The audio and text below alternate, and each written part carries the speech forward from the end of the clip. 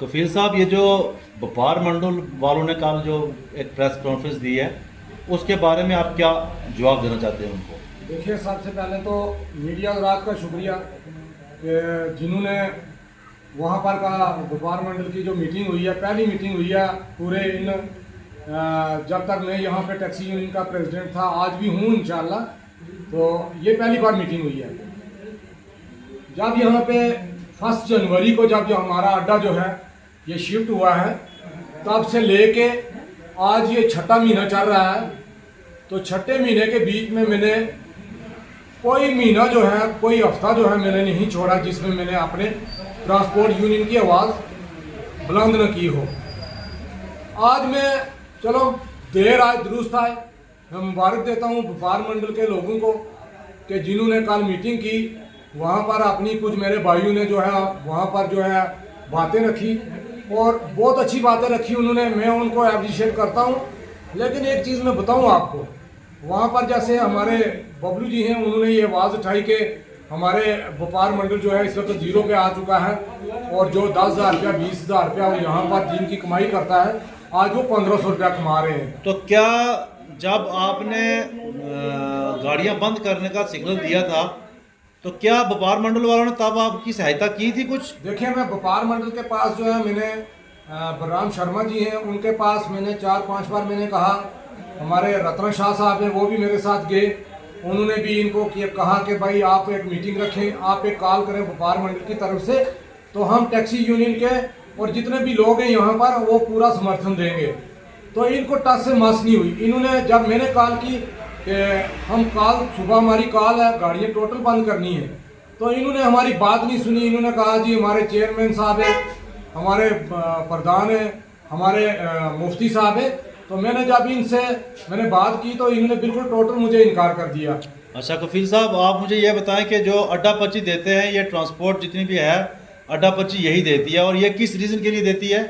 देखिए, जो हमारी सुमो या बसें हैं या ई रिक्शा हैं या ट्रक हैं या कोई भी चीज़ है, कोई भी चीज़ है, ये कॉन्ट्रैक्ट इसलिए होता है कि हमारे स्टैंड का जो एरिया है वहाँ पर ड्रेन अच्छी होनी चाहिए, वहाँ पर पैसेंजर शार्ट होना चाहिए, वहाँ पर पानी कूलर लगने चाहिए और हर किस्म की हमारे ट्रांसपोर्टर को सहूलत मिलनी चाहिए और सफाई होनी चाहिए फर्स्ट क्लास।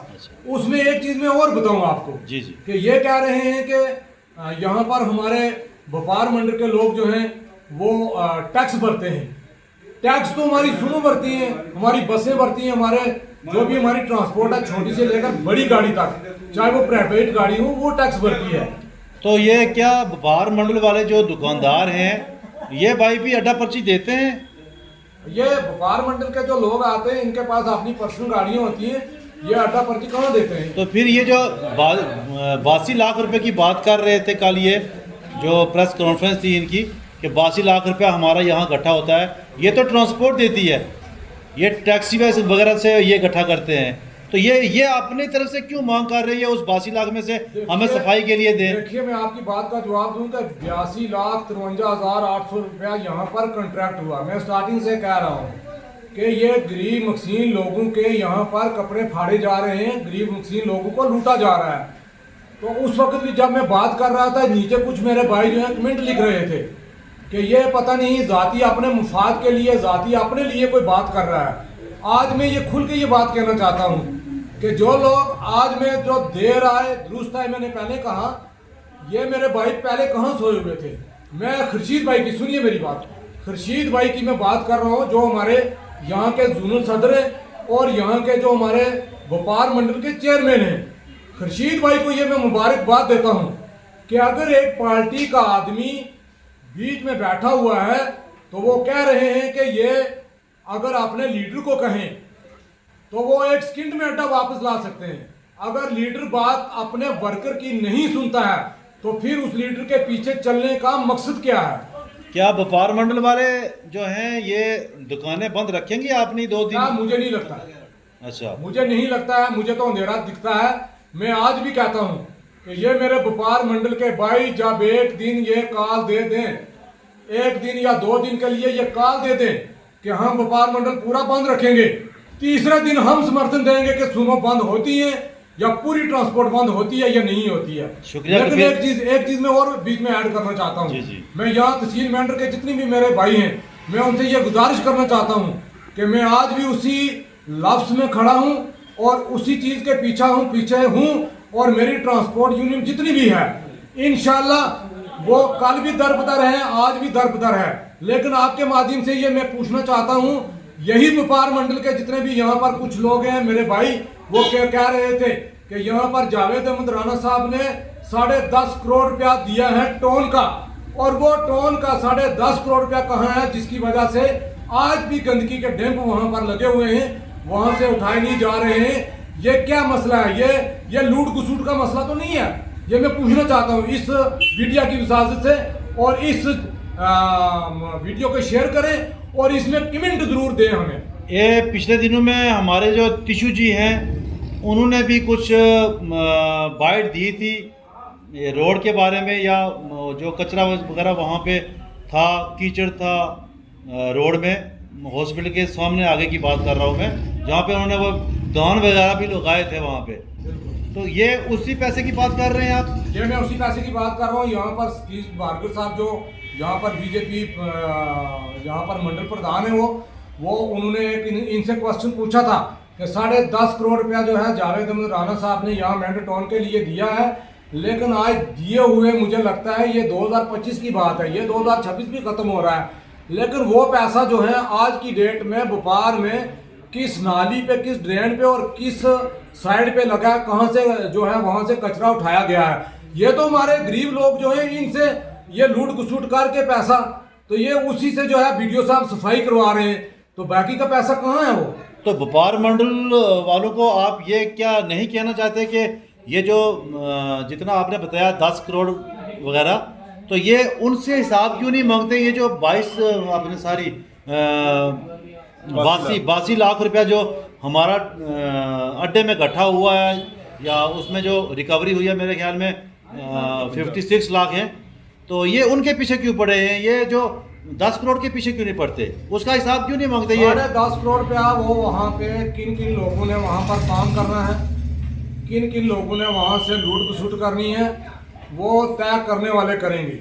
वो कौन तय करेगा वो मैं मीडिया की इजाज़त से मैं ओपन नहीं कहना चाहता, लेकिन एक चीज़ है कि हम किसी का नारा अगर जिंदाबाद का मार सकते हैं तो हम उनसे हिसाब भी लेना जानते हैं। बिल्कुल कि हमने कब हिसाब लेना है, वो हम अपोजिट पार्टी की तरफ से, चाहे वो अपनी टैक्सी यूनियन की तरफ से, जब हमने हिसाब मांगा तो इनकी खटिया खड़ी हो जाएगी कि हिसाब देना मुश्किल हो जाएगा। मेरी आपके माध्यम से डीसी साहब से और एसडीएम साहब से ये गुजारिश रहेगी कि मेंढर के टाउन की इस वक्त जो हालत है वो बड़ी क्रिटिकल कंडीशन है, चाहे उसमें मेरे व्यापार मंडल के भाई हूँ, चाहे वो इस वक्त कम से कम 20-20, 40-40, 50-50 रुपया वो दुकानदार जो हैं वो वहाँ किराया देते हैं। किसको? जो माल के दुकान है उनको तो किराया देते हैं वो, लेकिन वो 100 रुपया वो यहाँ पर चार्ज भी टोन की तरफ से चार्ज भी किया जाता है। कौन करता है ये वीडियो ऑफिस की तरफ से पर्चियाँ काटी जाती हैं। अच्छा, तो जो पैसा ले रहे हैं 100 रुपये एक दुकानदार से ले रहे हैं, तो क्या ये सफाई का ले रहे हैं या किसी और चीज़ का? ये सफाई का ले रहे हैं, ड्रेन साफ करनी है, वहाँ पर जो कूड़ा कीचड़ पड़ा हुआ है, जो दुकानदारों के लिफाफे या डोबे वहाँ पर पड़े हुए हैं, वो शाम को उनको जो है रिकवरी आएगी, वो उठा के लेके नाले में फेंकेगी, लेकिन वो सिस्टम है ही नहीं है। आज सुमो निकले हुए अभी 6 महीने हुए ना, 6 महीने के अंदर व्यापार मंडल की हालत कोई देखे कि क्या है। जिस वक्त हम बोलते थे उस वक्त इनको बड़ी तकलीफ होती थी, ये कहते थे कि भाई ये जॉइंट पता नहीं अपनी तरफ से। हाँ, एक चीज में और कहूंगा आपको, क्या लड़ाई कहानी होती है? कौन सा इलाका है, कौन सा देश है जहां पर एक दूसरे के साथ लड़ाई नहीं होती है, कंट्रोवर्सी नहीं होती है? इनको खाली यही पड़ी हुई है, और जी वहां पर जंट लड़ाई करके, वहां पर जंट लड़ाई करके, अगर वो लड़ाई करके तो उनको कंप्रोमाइज हो गया, आपस में बात खत्म हो गई, तो उसके पीछे कंट्रोवर्सी करने की बात कौन सी है? ये वही लोग हैं जो कल जो है मंत्री साहब के पास भी और कुछ और लीडरों के पास भी जाके कह रहे थे कि ये अड्डा जो खाली हुआ है ये ठीक हुआ है, सुमो यहाँ से बाहर निकली है, ये ठीक हुआ है, और ये सूटा मार के ये ऐसा काम करते थे ये लोग, और ये पपियां देते थे आई लव यू एडमिनिस्ट्रेशन। आज इनको क्यों तकलीफ हो रही है? आज अगर गाड़ियां बाहर निकली हैं तो आज इनको क्यों इतनी तकलीफ हो रही है? आज इनको पता है कि हमारे व्यापार मंडल की बहुत खस्ता हालत हो गई है। दूसरा एक चीज़ और कहूँ मैं आपको, ये मैंने कल सुना था कि भाई यहाँ पर हमारे बहन भाई बुजुर्ग यहाँ पर नाम भी ले रहे थे कि जावेद राना साहब के घर की फैमिली के मेंबर भी पैदल चल रहे हैं, वसीम साहब की फैमिली के मेंबर पैदल चल रहे हैं, मुर्जा साहब की फैमिली के मेंबर पैदल चल रहे हैं, अपने मलिक साहब की फैमिली के मेंबर पैदल चल रहे हैं। ये मैं कब कह रहा था? ये तो 1 जनवरी से मैं कह रहा हूँ ना कि हमारी माएँ बहनें पैदल चल रही हैं और इस गर्मी की हालत में बड़ी क्रिटिकल कंडीशन है।